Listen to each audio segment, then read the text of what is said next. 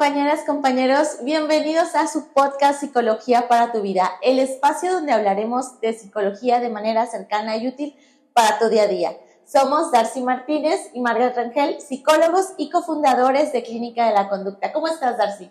Muy contento, Margaret, de estar nuevamente aquí contigo en este segundo episodio del podcast Psicología para tu vida, en el que vamos a platicar de varios temas que hemos estado trabajando durante las últimas semanas y pues Margaret les va a platicar de qué se trata. Es un episodio especial, obviamente dirigido a todo público, pero con dedicación especial a todas aquellas personas que quieren hacer un cambio para su bienestar emocional y en este momento por diversas razones no pueden costear una terapia individual. Entonces hemos trabajado en conjunto 5 estrategias para ayudarlos, 5 estrategias basadas en evidencia científica y bueno, aquí se las vamos a compartir. No sé si quieres abonar algo más a esta introducción. Claro, está dirigido principalmente a aquellas personas que en algún momento ya sea inicien un proceso individual o incluso retomen, tal vez ya estaban en un proceso anterior, lo pausaron por distintas circunstancias, en algún momento lo retomarán. Sin embargo, durante esta pausa, pues muchas veces nos preguntamos qué podemos hacer. ¿Será que de plano no podemos hacer nada? No hay estrategias que tengan que ver no necesariamente con la terapia. Sabemos que las estrategias que aquí planteamos efectivamente no son terapia, ¿sí? Sin embargo, sí nos pueden ayudar de alguna manera a mejorar nuestro bienestar emocional. Entonces, por eso pensamos este episodio del podcast. Sí, exacto, como dice Darcy, no son terapia, no sustituyen la terapia, pero claro que pueden ayudar. Para nosotros, la terapia no debe ser un privilegio de clase, sino un derecho, y bueno, por eso queremos poner un grano de arena acorde con nuestros valores de compromiso comunitario, y bueno, espero disfruten el podcast. Yo les voy a platicar la primera estrategia. Dormir. El descanso. En la actualidad, en este mundo, con esta forma de ver la productividad y de alcanzar metas todo el tiempo, hace que no prioricemos el descanso de ningún tipo. Ni el descanso activo, ni el descanso, creativo, y mucho menos algo tan básico, pero que se ha vuelto tan complicado como es dormir. Según estudios de la UNAM, el 45% de la población mexicana padece de insomnio, apnea del sueño o ronquidos, que son los 3 principales trastornos del sueño. Y bueno, este dato es alarmante. Es alarmante porque además, yo se los digo a mis pacientes todo el tiempo, si me están escuchando, van a sentir sensación cuando les diga, un cerebro que no duerme es un cerebro deprimido. Claro, necesitas un estado base suficiente. Entonces, la primera estrategia para mejorar su bienestar emocional es descanso. Dormir el tiempo que requieran dormir. Sabemos que los horarios de trabajo a veces no lo permiten, pero les voy a dar algunas técnicas muy específicas que pueden seguir para mejorar la calidad y la cantidad de sueño. La primera técnica es acostarse y levantarse siempre a la misma hora. Acostumbren a su cuerpo a una rutina. Se supone que al menos entre semana deben seguir el mismo horario para dormirse y el mismo horario para levantarse. En los fines de semana hacer un rango, flexible de máximo 2 horas. Y en ese espacio, ya sabrán ustedes qué hacen con su tiempo el fin de semana, pero denle prioridad al descanso. De verdad, si están pasando una racha emocional difícil, lo primero que yo les diría es busquen descansar. Para lograrlo, reitero, poner un horario fijo para dormirse y despertarse, evitar pantallas por lo menos 2 horas antes de irse a acostar, de preferencia una cena que los deje satisfechos, pero que tampoco les vaya a causar ningún malestar, bebidas de todo tipo, o sea, cualquier líquido, por lo menos 1 hora antes de acostarse. ¿Qué más me falta? Bueno, todas estas son técnicas basadas en la higiene de sueño. La higiene de sueño es propiamente un tema de la psicología. Si quieren saber más sobre ella, hay muchísimos videos más en YouTube, específicamente sobre higiene del sueño, entonces pues los invito a que los busquen, que busquen en Google. Yo les quise traer como las técnicas más precisas, más sencillas. Otra que es muy sencilla de hacer es exponerse a la luz solar durante el día y también exponerse a la caída del sol, al alba, media tarde. Como ese color naranjita también ayuda. Y bueno, para aquellos que tengan la posibilidad de eliminar la mayor cantidad de luz y de sonidos en sus cuartos, también les va a hacer mucho bien. El uso de antifaces y de tapones para los oídos también sirve. Digo, eso ya requiere un poco más de presupuesto, pero bueno, son parte de las estrategias. Igual, si quieren, déjenme en los comentarios, Margaret, compártenos más estrategias sobre higiene del sueño y yo les dejo los enlaces o les pongo técnicas específicas. Entonces, Darcy, compártenos la siguiente estrategia. Estrategia número 2, mover tu cuerpo. Realmente esa estrategia engloba tanto a la actividad física como al ejercicio o hacer deporte. ¿Por qué esta diferencia? Bueno, tal vez muchas y muchos de ustedes han leído, han escuchado, han visto a especialistas o a gente que se dedica a trabajar estos temas que hacen una diferencia. Por un lado tenemos la actividad física, es decir, todo aquello que podemos hacer de manera regular y que implica un gasto de energía, un gasto calórico. La actividad física puede ser desde barrer tu casa, correr simplemente porque vas tarde al trabajo, caminar en camino a tu trabajo o a la escuela, bailar, ¿sí? Hacer otras actividades de manera, podríamos decir, regular, pero que no están enfocadas o dirigidas a una meta específica y que no se hacen con una planificación. Por otro lado, los especialistas hablan de el ejercicio. Ya el ejercicio implica, por un lado, una meta específica, tal vez mejorar tu condición física, mejorar tu condición de salud por distintas circunstancias o incluso mejorar tu propio rendimiento a nivel de ese ejercicio particular. Ejercicio podemos englobar también correr ya con unas metas dirigidas, caminata también con metas dirigidas, hacer yoga, ir al gimnasio para mejorar la condición de masa muscular, etcétera. Entonces también entran dentro de este rubro. Y finalmente el deporte. Ya muchos de nosotros conocemos que los deportes pueden ser fútbol, básquetbol, voleibol, ping pong. Sabemos que además de ser ya actividad dirigida a una meta, tiene que ver principalmente con la mejora, puede ser individual o colectiva y está pensado en la competición. No importa cuáles estén pensando ustedes ahorita, lo importante es mover tu cuerpo. Ahora, ¿cuáles son los beneficios? Los beneficios a nivel de salud ya los conocemos, tampoco se trata de que en este espacio los conozcamos. Ya seguramente hemos leído mucho sobre la mejora en la salud, la mejora en nuestra condición física. Sin embargo, me quiero enfocar en por qué moverte en lo general, independientemente de cuál sea la actividad que tú desees realizar. Va a ser importante hacerlo a nivel psicológico, a nivel emocional. Y yo diría que me gustaría entender los beneficios al menos en 3 momentos. El primer momento es previo a realizar la actividad física.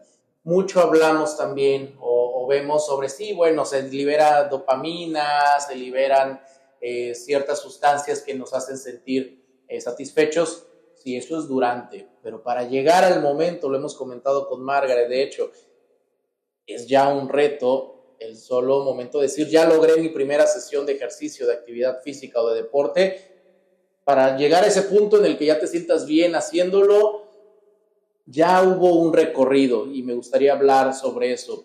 ¿Por qué considero importante hablar sobre ese punto previo a realizar la actividad física, ejercicio o deporte? Porque la mayoría de nosotros, donde nos topamos con pared, donde desafortunadamente desistimos incluso antes de empezar sí. La primera sesión de movimiento físico, es antes de realizarlo.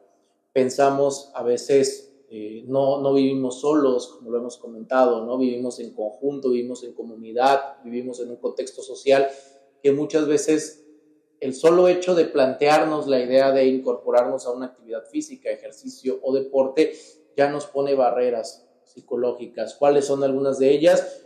Pues pueden tener que ver, por ejemplo, si estamos en un contexto donde nuestras amistades, familiares son muy competitivos, ¿sí? Son personas que tienen un rendimiento atlético, resulta que tengo una hermana que es triatlonista, resulta que mis abuelos, mis abuelas hacen maratón, hacen ultramaratón. Híjole, yo apenas voy a empezar, eso puede ser una carga muy fuerte, ¿sí? O amistades, no, pues todas mis amistades, amigos, amigas van al gimnasio, se cuidan a nivel de la alimentación, mantienen ejercicio, son influencers, fitness incluso. Yo nunca he hecho ni levantado una pesa, ni he hecho nada de ejercicio, no corro ni medio kilómetro, además es bastante difícil.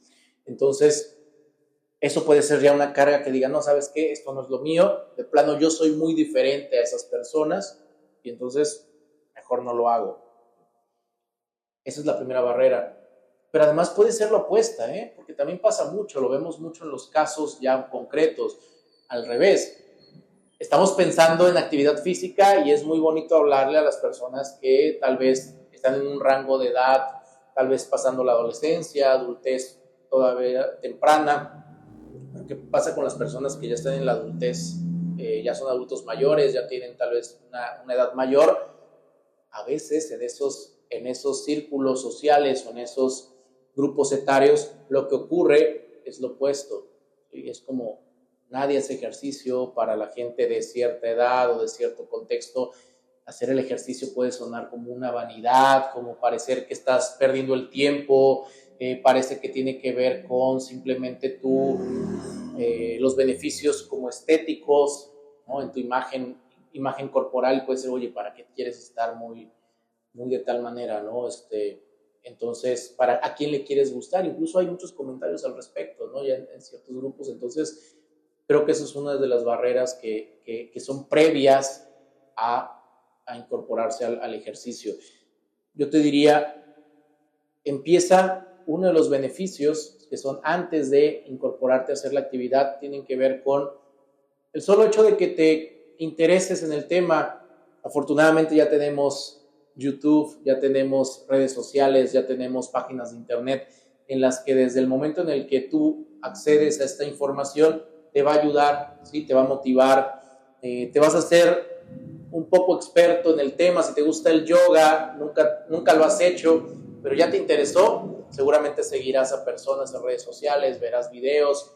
Yo te aconsejaría que veas videos o sigas a personas que hablen sobre su experiencia antes de ser expertos, ¿sí? Porque eso nos va a dar la facilidad, porque si vemos contenido donde todos son expertos, todos se ven perfectas y perfectos haciendo yoga, haciendo fitness, haciendo esto, pues de nuevo nos va a dar el bajón, ¿no? Porque evidentemente no tenemos ese estilo de vida, esa gente se dedica a eso, además, ¿no? De eso vive, solamente se dedica a eso. Entonces, la gente común que nos dedicamos a eso, lo vamos a tener bastante difícil. Sin embargo, es un primer paso.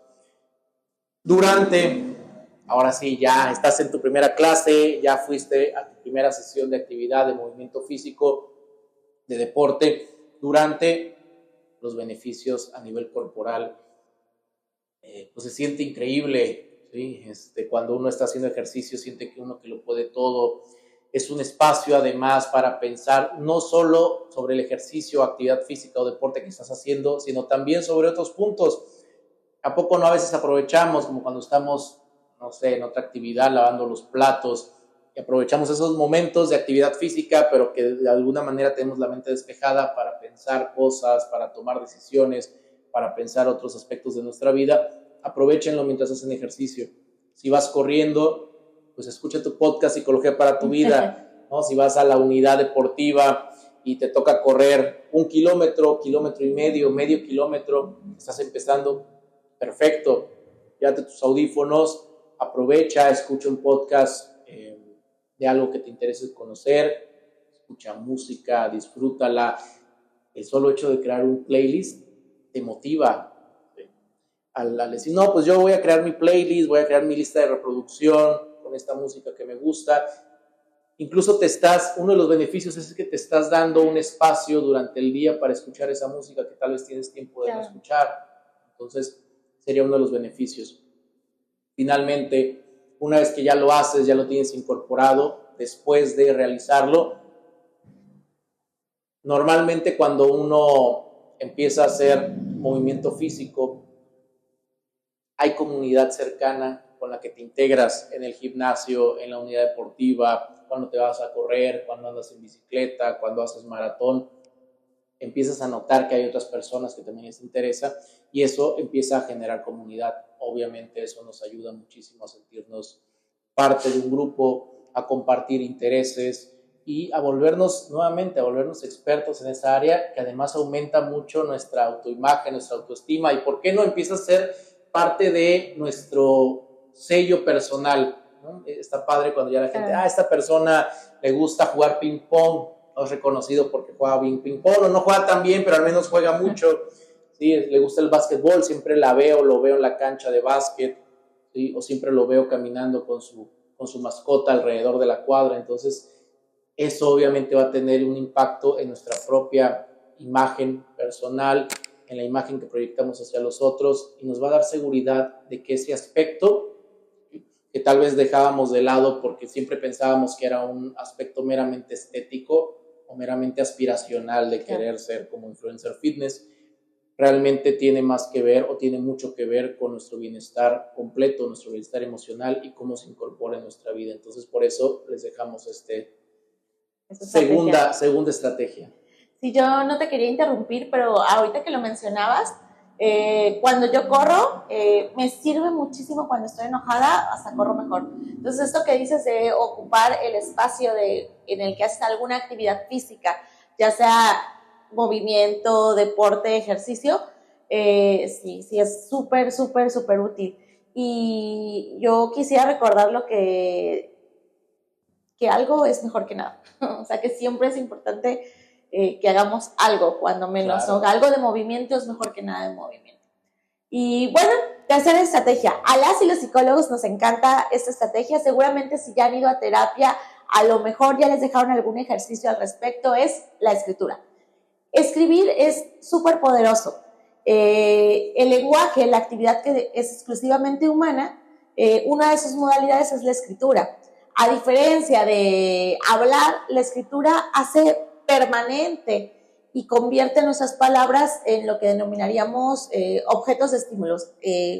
Para no usar tanto tecnicismo, la idea es que a partir de la escritura podemos observar un poco desde fuera lo que sentimos, lo que pensamos.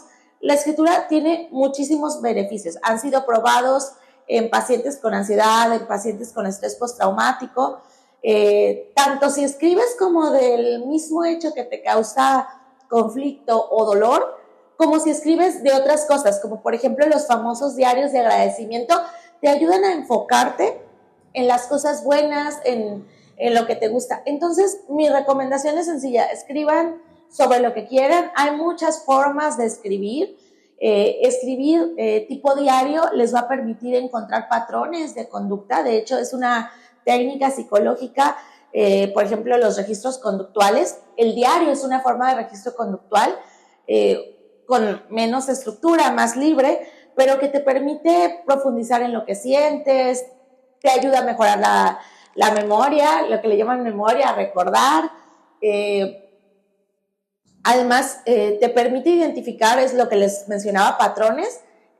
Pueden ver, por ejemplo, siempre que hago tal actividad me enojo. Ok, ¿qué pasa en esa actividad? ¿Es una persona? ¿Es el lugar? ¿Es cómo me siento?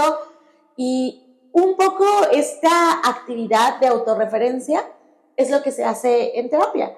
Es decir, ustedes nos platican, nos cuentan generalmente lo que les ocurre o lo que les ha ocurrido o lo que quieren hacer, y nosotros lo escuchamos desde fuera. De hecho, muchos de ustedes reportan que desde que lo dicen, a veces ya tienen la respuesta. O sea, antes de que nosotros hablemos, ya tienen la respuesta y ya es como, ay no, ya lo escuché, ay no, ya lo pensé, o bueno, sí, era obvio, ¿no? Bueno, pero a veces hace falta eso, escucharnos. Y si no podemos escucharnos, si no tenemos en este momento a alguien en quien podamos confiar y contarle eso, seamos nosotros mismos, volvámonos expertos en nosotros mismos. Entonces, yo les recomiendo que si de verdad quieren mejorar su bienestar emocional, escriban. Les va a servir para un montón de cosas. Hay muchas formas de hacerlo. Puede ser tipo diario, desde hoy que me pasó. Pueden elegir un tema relevante. Pueden elegir cosas que les cause problema. Usen la escritura como una forma de pensar. Y muy importante, cuando escriban, vuelvan a leer lo que escribieron. Es decir, recuerden, vean si siguen pensando lo mismo, si ya piensan diferente. Observen su comportamiento a través de la escritura. Entonces, esa es la tercera estrategia que les tenemos. Sigan escribiendo. Estrategia número 4, disminuir el consumo de redes sociales. Margaret, sabemos que ya en esta época lo hablamos tú y yo muchísimo, ¿no? Por eso me da risa, porque parece que para existir, ¿no? A nivel incluso profesional, personal y social, tienes que estar en redes sociales, si no, no existes. Sin embargo, a pesar de que es una condición de nuestra época, ya no podemos escapar, o casi prácticamente no se puede escapar de esta condición de nuestra sociedad actual, pues hay que moderarla, ¿sí? Por eso le llamamos disminuir el consumo de redes sociales. Primero, ¿por qué? ¿Por qué? ¿Cuáles serían los beneficios de disminuir? Bueno, para empezar, te vas a conectar mucho más con el aquí y el ahora, ¿de acuerdo? Estamos demasiado tiempo o ya tendemos a pasar demasiado tiempo en redes sociales, en dispositivos. Todavía recordamos, ¿no? Los que tenemos ya cierta edad para adelante, que hace tal vez 15, 20 años que ya existía el correo electrónico, a principios de los años 2000, y ya existían las computadoras, pues uno accedía, así lo comentábamos, ¿no? En esa época. Claro. Nos conectamos a internet, o voy a usar el internet. ¿Qué era usar el internet? Sentarte en una computadora. Incluso lo de la laptop ya fue más reciente, ya no, era un privilegio tener una laptop. La mayoría de nosotros crecimos, había en casa una computadora de escritorio, de las pantallas grandes. Entonces, de alguna forma, aunque ya existía el internet, ya te conectabas a internet, pues realmente no tenías el acceso prácticamente todo el tiempo, ¿sí? ¿Qué fue lo que vino a cambiar esta dinámica de acceso a internet y después el acceso a redes sociales? Los dispositivos móviles.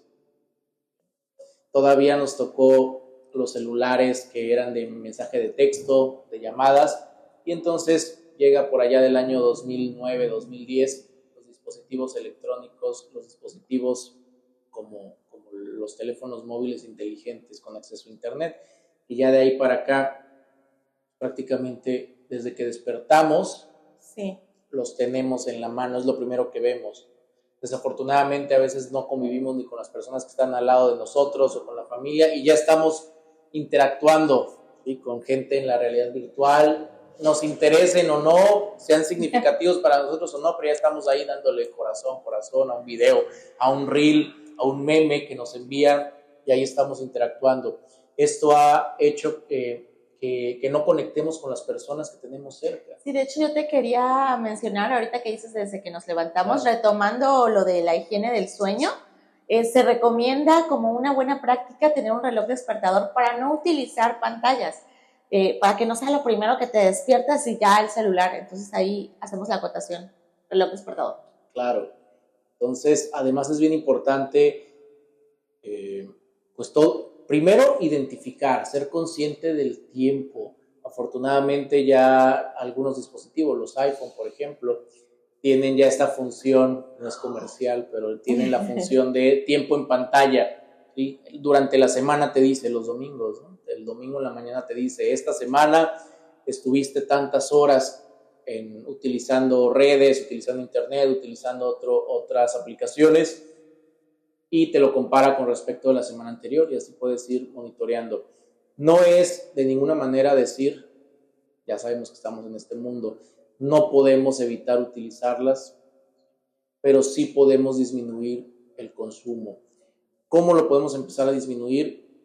Tratando de no llevar el celular o el dispositivo móvil a todas las partes. Si estamos con nuestra familia, sí, lo hemos comentado mucho, si estamos con nuestras personas significativas, con los familiares, con la pareja, con los hijos, y estamos en una comida, pues no necesitamos el teléfono. La gente que nos podría llamar, que sería significativa o que sería importante contestar o recibir un mensaje, está con nosotros en una mesa, entonces pues mejor lo apago, lo guardo.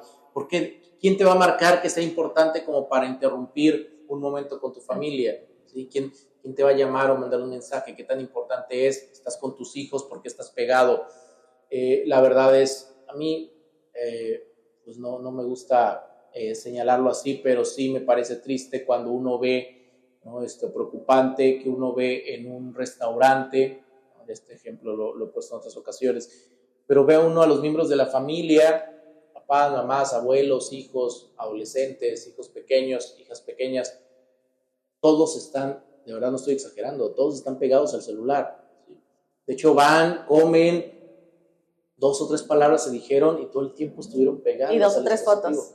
Claro, fotos juntos para las redes sociales, además de ahí sí, familia, ¿no? Entonces, hashtag, ¿no? Entonces, realmente creo que el consumo de redes nos está agobiando y creemos que tenemos que estar todo el tiempo viendo cuántos likes tenemos, cuántos retweets, cuántas republicaciones, etcétera. Entonces, creo que es importante tomar conciencia de ello. ¿Cómo podemos disminuir? Bueno, ¿cuáles serían algunos otros de los efectos negativos de las redes? Pues nos pintan una realidad que no existe, que existe para redes. Claro. ¿Sí? Se conecta ahora, como lo dijo Margaret, con lo que hace rato comentaba de los influencers fitness y otros. Sí, perdón, ¿no? Como este mismo set está diseñado para que lo veas de cierta manera en ciertos ángulos, incluso para que nos veas de cierta manera. Y así es con todas las redes sociales, están diseñadas y ok, es el juego que se juega, se entiende, pero llega a afectar, ¿no? Llega a afectar de repente ver tanta perfección o tantas cosas que crees que necesitas solo porque ves que los otros lo tienen. Claro.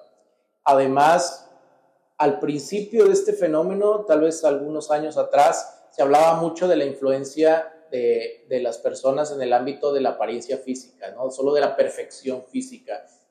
Pero ahora ha llegado a tal grado que parece que todo está pensado, ¿sí? Para que la gente se sienta mal con respecto de lo que tiene, ¿no? Desde, como dices tú, no, pues es que tiene ahí el objeto tal, o esta persona estaba tomando un café, pero hasta la taza es muy bonita, la mesa es perfecta, la iluminación, la ideal, el fondo es un paisaje de un bosque perfecto, ¿no? Todo eso estaba pensado y planeado, pero está pensado y planeado para que parezca espontáneo.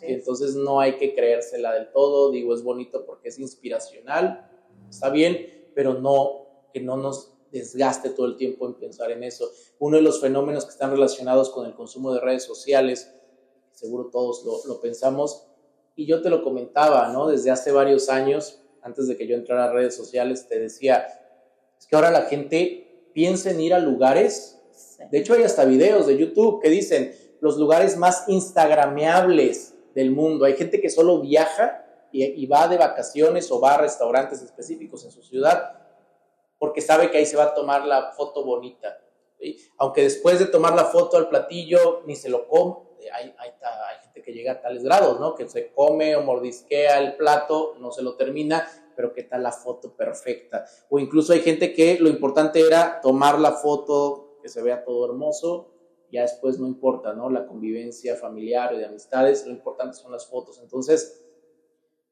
sé que es difícil, pero el primer paso es ser conscientes de este fenómeno. Y finalmente, ¿cómo ir disminuyendo esto? Pues ya di una estrategia, tratar de no traer el dispositivo móvil, porque es principalmente, hablaba yo de los dispositivos móviles, porque son principalmente el lugar donde accedemos a redes sociales, empezar a convivir más con nuestra familia, convivir más en los momentos de comida. No es que esté bien o mal, pero si tú ya estás accediendo a redes sociales, estás pegado al teléfono, incluso le estás dando el ejemplo a tus hijos, a tus adolescentes en casa, y luego llegan papá o mamá, ¿no? a consulta, orientación psicológica, y dicen, oiga, ¿cómo le hago para que mi hijo deje el celular? Es que todo el tiempo se la pasa en TikTok. Bueno, señora, señor, ¿usted cuánto tiempo consume? ¿Qué otra cosa le ha visto hacer su hija o hijo durante su tiempo. Usted consume redes sociales frente a él, ya no dice nada, ¿no? Y no es por enjuiciar, ni mucho menos señalar, sino que uno mismo cae en esos errores, ¿no? Claro. Todos estamos susceptibles, o somos susceptibles de caer en estos patrones. Está diseñado de para eso. Claro. O sea, yo creo que es importante señalar que las redes sociales están diseñadas para generar esa adicción, este tipo de scrolling. Y hay un dato que justamente me enseñaste tú, que fue el de la segunda pantalla. No sé si se los compartes, me parece súper interesante. Claro. Hace poco estaba escuchando un documental sobre la manera en la que ha cambiado la dinámica de las plataformas de streaming.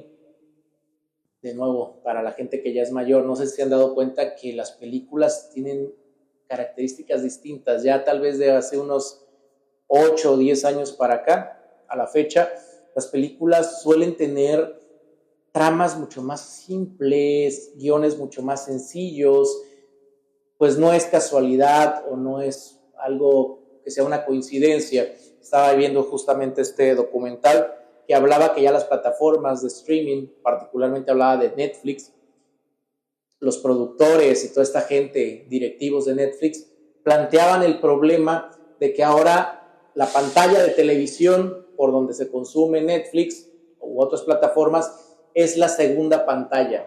¿Sí? ¿Qué significa o a qué se referían con esta dificultad que tienen las plataformas de streaming, de películas y series, que ya ni siquiera es lo que la gente está viendo en primer plano? Decían los productores de Netflix que con quien compiten, o su principal competidor, no es otra plataforma de streaming, es el teléfono celular, el dispositivo móvil que tienen los usuarios que están aparentemente viendo la película, pero realmente están acá. Entonces decían que tenían que diseñar su contenido, la película o la serie, con base en considerar que el usuario o el que ya está viendo la película o la serie realmente está principalmente viendo redes sociales en su dispositivo móvil y que solamente tiene de fondo la película o la serie. Es decir, llegamos a un punto en el que ya ni siquiera el entretenimiento es como lo pensábamos antes.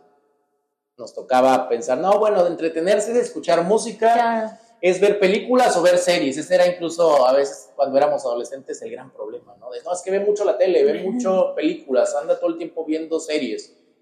Ahora ni eso. Ahora la principal pantalla con la que tenemos contacto es la del teléfono móvil y específicamente lo que más se consume en este teléfono móvil son redes sociales. Entonces, por favor, disminuir el consumo de redes sociales te va a traer beneficios, va a mejorar tu autoestima, no vas a estar bombardeado todo el tiempo con cosas que están diseñadas para que te sorprendan, vas a mejorar la interacción con tus familiares, con tus personas cercanas, con tu pareja. Tiene muchos beneficios, entonces de verdad considerarlo seriamente y esta es nuestra estrategia número 4. Okay, vamos con la quinta estrategia, es identifica tu red de apoyo. La red de apoyo se escucha mucho, pero no es tan fácil ni tenerla ni identificarla. A veces tenemos falsas redes de apoyo. No se refiere solamente a tener amigos o gente con la que puedas platicar del clima. Se refiere a espacios con personas con las que puedas tener pláticas significativas, importantes, donde te sientas que la relación es recíproca, es decir, que sientes que lo que das es lo que recibes, te sientes parte, te sientes tranquilo, te sientes en confianza. Una buena red de apoyo, por eso se llama red de apoyo, ¿no? Porque justamente la idea es que funcione como un sostén, algo que te puede salvar. Cuando uno pasa crisis emocionales específicamente, una verdadera red de apoyo es la que primero identifica tu crisis. Aquel amigo o amiga o persona, incluso del trabajo, que te dice, oye, hoy has estado muy serio, o oye, tiene un mes que no sé de ti, no he visto incluso nada de ti en redes sociales, antes hacías esto. Es aquel que, como lo decía cuando hablaba de la escritura, puede identificar ciertos patrones conductuales y darse cuenta que algo no está bien y que está para ti.